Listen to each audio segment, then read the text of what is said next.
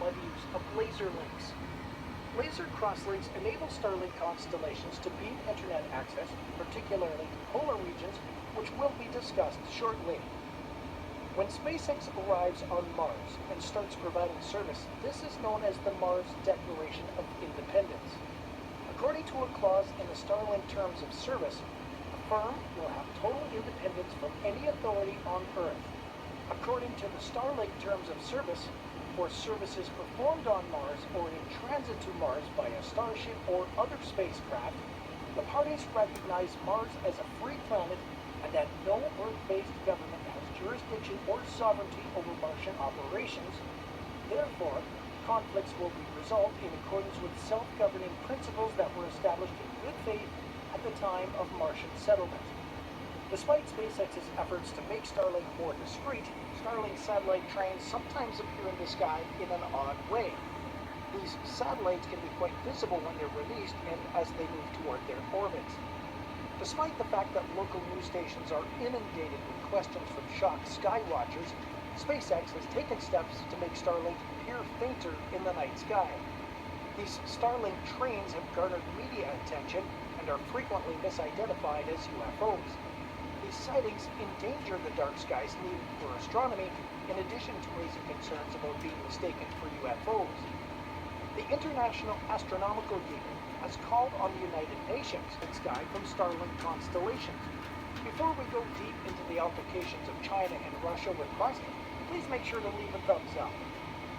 China has practiced using nuclear explosions to destroy Starlink. In fact, a document outlining methods for destroying or otherwise jeopardizing Starlink was recently published by a group of Chinese scientists working at the Northwest Institute of Nuclear Technology. The researchers asserted that a 10 megaton nuclear explosion would have sufficient energy to destroy satellites if they were launched into space. Strong residual radiation from the debris cloud may cause direct damage that can result in the destruction or failure of spacecraft moving in it like satellites. According to the South China Morning Post, the researchers published their findings in an article in the Chinese Journal of Nuclear Techniques.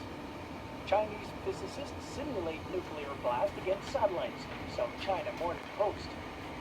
Although Starlink is most often mentioned in relation to the high-speed internet it sends to remote areas, the U.S. Air Force has used it in actual live fire drills. The satellite constellation also provides military equipment with connectivity.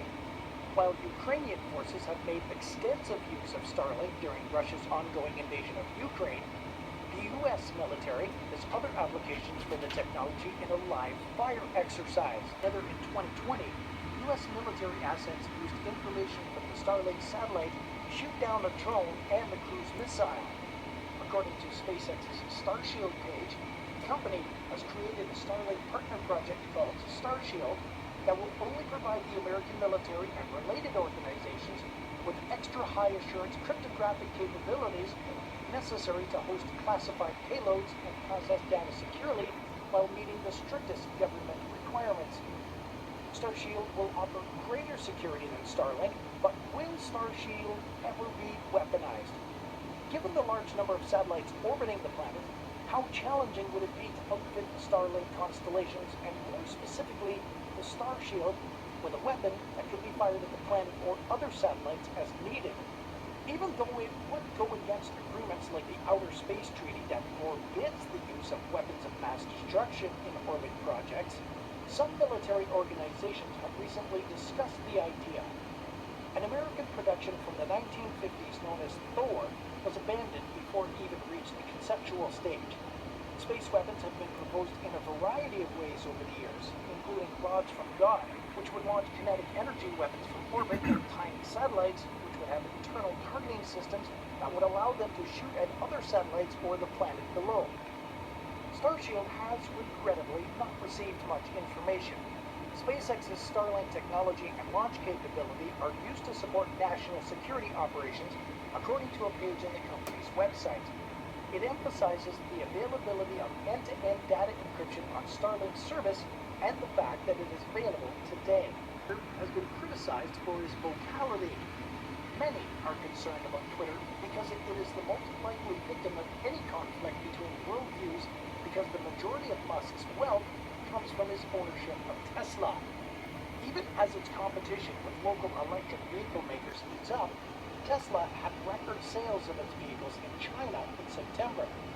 A week ago, a commentator for the Chinese Communist Party's Global Times cited Musk's tweet about Ukraine and claimed that Musk believes too much in the US and West's freedom of speech.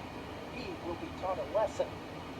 According to a recent whistleblower complaint and testimony by former security chief Peter Zatko, Twitter already has problems with China potentially gathering information about its critics through advertising and espionage. He claimed that the FBI had informed the business that a Chinese intelligence agent was employed there.